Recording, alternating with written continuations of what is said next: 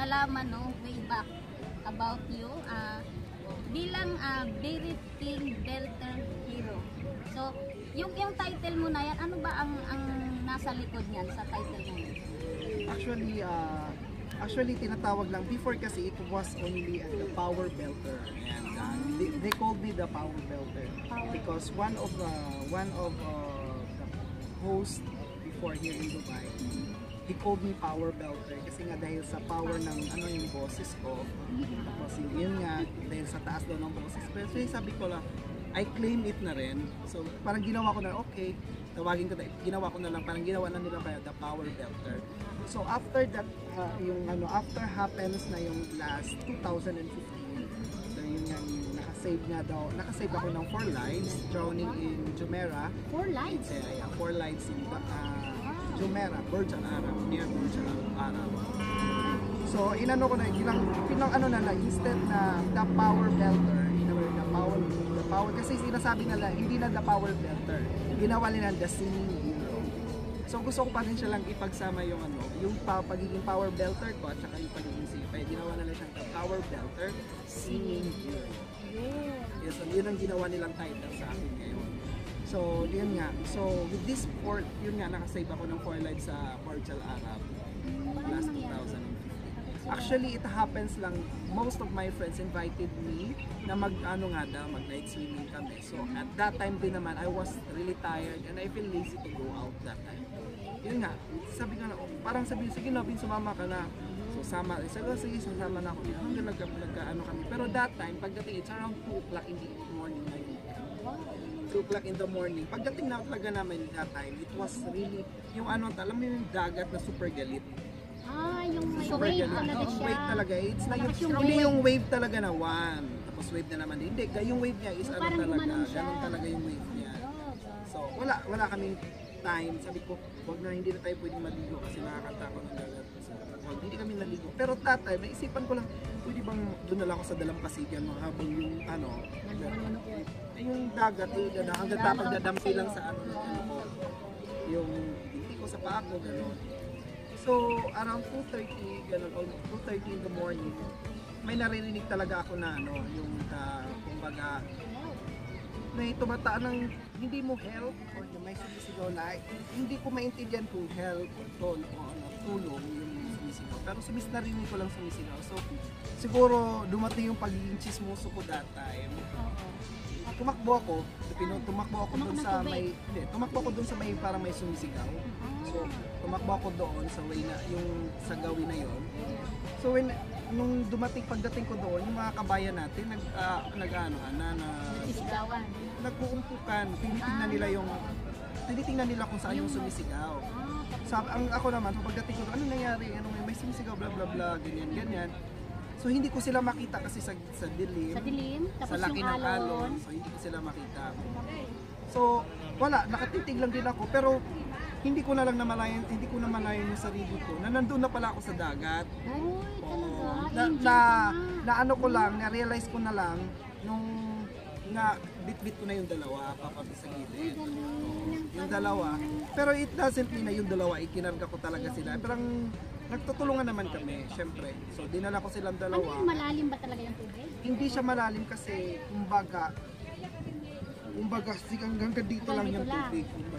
Kaso nga sa alon, napapaano ka, dahil sa alon na lalagpasan ka. Oo, ganun yung nangyari. So, ganon. So, hindi ko rin alam kung ilan yung tao na nandoon sa dagat. So, dalawa lang muna dahil silang dalawa yung nakita ko, sila naghahawakan lang sila. Si kabayan na babae at saka yung isang ibang lahi na lalaki. So, yung talaga alam na apat pala sila.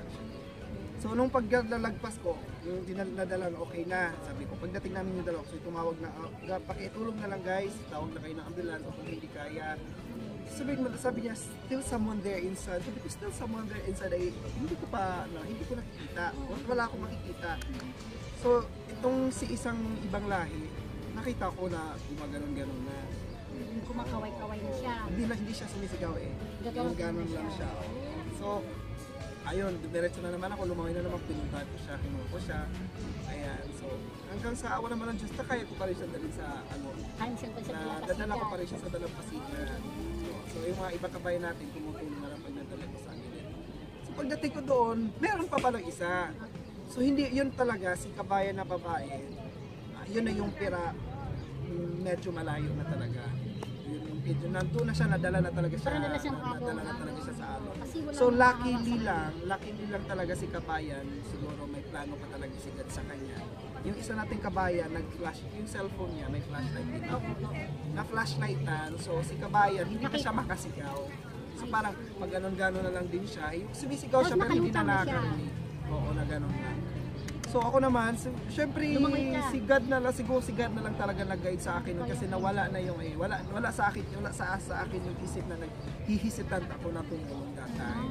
So nilangoy ko na naman si kabayan ate, ganyan. Lucky lang talaga nakita. Pero so, medyo matagal. It's not about magaling ako lumangoy. I know how to swim pero ano, yun nga, nung pinutan ko na si kabayan, nawala talaga. So baga, na ano yung ano ko, wala sa isip ko talaga yung gano'n.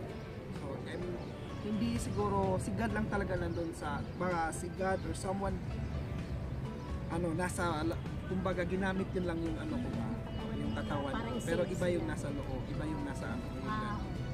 So yun, so, kawawa, si kabayan at least, kahit naman lang. Kasi yung kalaban ko kasi is cramp. It's not about kasi kung marunong ako lumangoy or magaling ako lumangoy. Yung cramps ko kasi ang kalaban ko kasi it happens kasi may experience kasi ako. It happens na how many times na akong it was siguro 4 or 5 lives ko na to. Kasi na ganun din ang nangyari sa akin nalulunod. Dan dahil sa cramps. May mission pa siguro para sa iyo. So yun, ito pa kumbaga marunong lang akong i-manage yung cramps ko. Pero that time, hindi siya normal. Thanks God lang. Si God lang lahat ang may pakanan. So yun, nadala ko siya sa si ate, nakapag-thank you bago siya nag-collapse. Pagdating nun sa gilid namin. So that time, pagkatapos niya, doon ko na naramdaman lahat ng ano ko, pagod sa katawan. So tumakbo na lang ako doon sa mga kasama ko kasi dumating na yung police, mga ambulance. Tumakbo na ako dito, nagpahinga at pagod na ako, tumigil na lang ako. So sa time na yun, Alvin, pagkatapos ng lahat, nakatulog ka ba nung time na yun? Sobrang 2:30 na yun, di ba? Hindi ako nakatulog kasi I was still thinking with these people kasi yun nga, si kabayan atin, wala na siya parang nawalan siya ng malay. So iniisip ko pa rin siya what will happen to her kasi dinala sila ng ambulance. So hindi ko na alam kung anong nangyari sa kanila. Any news after that? So wala kasi after nang nangyari na yun, wala na kaming communication. So wala kaming communication. So hindi ko na alam kung anong naging status nila after that. Ganun siya. So ngayon, so hindi ko naman siya ina-expect na tabloid ako or madyaryo. So wala sa isip ko yun. So ano ko na lang nun, inisip ko na lang nung pagdating ko sa bahay hindi ako nakatulog. Sana maging okay sila, kaya hindi ako nakatulog. At the same time, sabi ko na lang, naisip ko lang na pag-isip ko rin bakit ko nagawa yun na kumbaga, most of the people who are helping like that, kasi diba, sila yung nagdidisgrasya. Yun, doon ko napaisip. Napakaganda ng kwento mo, no? Dahil ayun, unang-una, kami bilib na bilib sa'yo talaga sa behind that story. Related na yung Friday. Hindi, at saka nakaka-inspired ang ginawa mo. Kumbaga, kahit naman siguro sino, dun sa point na yun, gagawin ang gano'n. Kung sa Bisaya patiray, ano siya, yung talagsaon nga ba? Bitaw. Yun. Kumbaga, isa yun sa pinakamaganda na inspired, na nakaka-inspired sa ating mga manunood na pag nakakita ng mga ganong pangyayari. At yung parang hindi mo alam na mayroon ka matutulungan. Biro mo sa ganung oras, no? 2:30. We have a different situation kasi based on different experiences kasi with all my life kasi parang nandoon na kasi yung passion ko talaga to help other people as long as I can. Since my childhood pa kasi, even when I was still in the Philippines pa, yung nag-aaral pa lang ako, it happens na kumbaga it happens na si mama wala na kaming makain, like for example kasi di ba sa probinsya yung bigas natin nilalagay natin sa lata ng biscuit, di ba? Sa biscuit, oo. So yung bigas na yun, kukunti na lang yun just for us lang talaga to survive in daily life. So merong kumbaga sa probinsya, di ba may mga ngatok mamalimos. Yung mother ko, kumbaga, syempre nagtitipid. It's not about being na hindi mapagbigay yung mother ko. Yung baga, nag-save lang kasi yung pagkain din namin syempre. So ako naman, dahil yung ano kasi, pag ako kasi pag meron na, ang nasasaktan ako, kumbaga, kahit magbigyan man ako bagay. So yung nanay ko, ang gagawin ko, na nakamin ko yung bigas, kahit dalawa, tatlong ganon, lalagay ko sa plastic o takal, itatakbo ko. Tapos, nanay, ito po. Ayan, ganyan, pasensya na po kasi yan lang po meron ganon. So it happens, since my childhood talaga, yun na lang lagi ko talagang ginagawa. Hanggang sa, hindi ko alam hanggang ngayon, kaya kumbaga, minsan nga, sinasabi ko sa sarili ko, God, why you give me heart like this? Kasi kumbaga, hindi naman, I did not blame God. I don't blame with God, but na-question ko lang kasi sabi ko, bakit God, no, gusto kong tumulong sa lahat ng taong nangangailangan pero hindi ko kaya. Kasi on the first place, hindi ako mayaman. On the first place, yung parang, yung ganun ba? There's a lot of people asking help for me, chatting, yung parang nagsisend ng message sa akin. So I wish I could help them all. Kasi ako yung nasasaktan. Sakit talaga, promise. Ang sakit-sakit. Minsan hindi ako nakakatulog sa kakaisip kasi yung paghihingi sa akin ng tulong, wala akong maitulong. Kumbaga, sabihin man lang mangungutang sila sa akin, wala naman ako may... Sabi ko, Lord, why like this? Sabi ko gano'n, bakit naman laging ganito? Sabi ko, yun na nga lang, Lord, kumbaga, kung ano man yung plano mo, kung bakit mo ako binigyan ng ganito, I trust you na kung ano man yung gusto ko na nasa isip at ipapanalangin ko, ikaw na po ang bahala magbigay sa kanila. When it comes, hindi ko man maibigay sa kanila, alam ko ikaw ang magbibigay para sa kanila. Yun na lang lagi kong iniisip. Pero ang sakit, actually ang sakit. Super sakit talaga. Mga kainday sa Kape at Pandesal Bitinday. Napakaganda po ng kwento ni Sir Alvin, talagang nakaka-inspire na, alam mo yun, meron siyang pusong busilak. Yes, pusong busilak nga kung sabi nga sa Tagalog, pusong busilak, pusong mamon. Kumbaga sa dinami-dami ng tao, kumbaga bihira ka lang makakilala o makakita ng taong tumutulong sa mga nangangailangan. Tulong tapos hindi siya nanghihingi ng anuman. Kumbaga nandoon yung pagtulong niya na bukal sa kalooban niya. Kasi hindi naman po lingid sa kaalaman natin na mayroong mga tao o few of peoples na they help but you know, expecting return but he's a very good man with a good heart and good voice. May busilak na puso, may golden heart. Yan. Kumbaga nakaka-inspire po talaga. Kumbaga swerte po ang Kape at Pandesal with Inday na binigyan po niya ng ng ties. Ano yung mga ma-advise mo sa mga ka-OFW natin na kung sa buong mundo? Sa buong mundo na ano pang ma-share mo sa kanila as a have a good heart? Ang ano ko lang, may advice ko lang sa lahat ng kasi syempre nandito tayo sa ibang bansa to work, syempre para manarbaho at makatulong sa ating pamilya back in Philippines, syempre. So ano ko lang is just be yourself. Just be yourself, huwag lang tayong sa mga kapwa Pilipino sa atin. Just be yourself. Kasi parang kung ano ka, just be you. Huwag kang mang-apak ng kapwa Pilipino, gano'n. Kasi ako I was born like this. Kumbaga, gumisi ako ng ganito. I woke up like this. Kumbaga, I was born like this. So, yun na nga. So, it's my passion to help. It's an honor to help other people as long as I can. Yun na nga. So, mga kababayan natin, so, siguro, hindi naman masamang tumulong kahit pa paano paminsan-minsan. Pero wag naman sobra-sobra din. Just be yourself. Wala lang, magpakatotoo ka lang bilang isang Pilipino, bilang isang ikaw. Yun lang naman. Napakaganda ang minsan. Yan, napakaganda pala ng iyong kwento at na-share mo rin sa ating mga ka-OFW, Alvin. So baka mayroon ka pang dagdag dyan about talent, singing, or singing, dancing. Drama. For in regards naman sa mga talents, kumbaga, kanya-kanya tayong ano eh. Ikaw, Kanya-kanya marunong yan. ka sumayaw. Ako naman, marunong akong sumayaw, pero kumbaga, na-change ako, parang nag-ano siya eh. Change siya into singing. nag-change. Kaysa Nag-singing na lang. Oo. So, kasi ako before hindi ko alam na marunong pala akong kumanta. So there's no impossible naman talaga. Ikaw sabihin mo sa sarili, huwag mo sabihin Try your sa sarili mo na hindi ka marunong kumanta, Correct. hindi ka marunong sumayaw. Ay, oo. It matters lang kung gaano ka kaporsigido na gawin yung isang bagay na gusto mo. Just go for it. Oh, wow. Ganun Without pala yun. any hesitation, without kumbaga, just go with it. Just be yourself. Positive, just be positive, may lakas loob ka na gawin yun. Ayun lang. Ako hindi ako marunong sumayaw.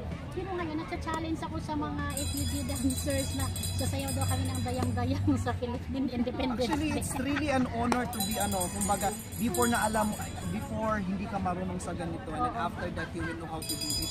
Ay, baka marunong na nga ako. Kaya yun, so kumbaga, just na lang, ano mo lang yun, kung anong gusto mong mangyari sa mga, kumbaga sa mga scene, kung marunong kang kumanta, kung marunong kang sumaya, ganun lang, just be, ganun lang. Wow.